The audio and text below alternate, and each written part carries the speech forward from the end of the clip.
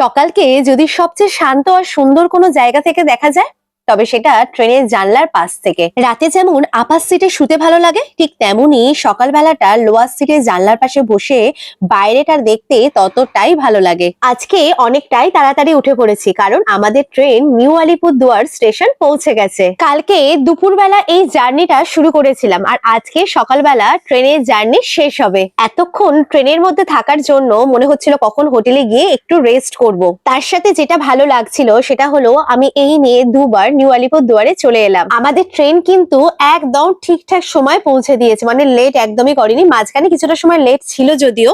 এদিকে দেখো টোটোর লাইন ছিল প্রচুর, তারপর আমরা দুটো টোটো ঠিক করে নিলাম, কারণ আমরা যেহেতু অনেকজনই ছিলাম তো সেই জন্য দুটো টোটো ছাড়া পসিবল ছিল না। টোটো করে যেতে যেতে বেশ ঠান্ডা ঠান্ডা হাওয়া, তার সঙ্গে একটা সুন্দর সূর্যের আলো, বেশ দারুণ লাগছিল। তারপর সবাই মিলে বললো যে কোনো চায়ের দোকান দেখে দাঁড় করানোর জন্য, টোটোওয়ালাকে আর কি বললো, তো টোটোওয়ালা এই দোকানে দাঁড় করালো, মানে এই দোকানটাই খোলা পেলো আর কি অত সকালবেলা।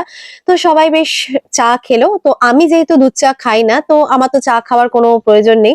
এদিকে হোটেলে পৌঁছে একটা বেশ মজার ঘটনা ঘটলো। সেটা কিছুই না, দেখি রিসেপশনে কেউ নেই, সবাই ঘুমাচ্ছে। তো সবাইকে ডেকে ডেকে তোলা হলো, তারপর আমাদের রুম দিল।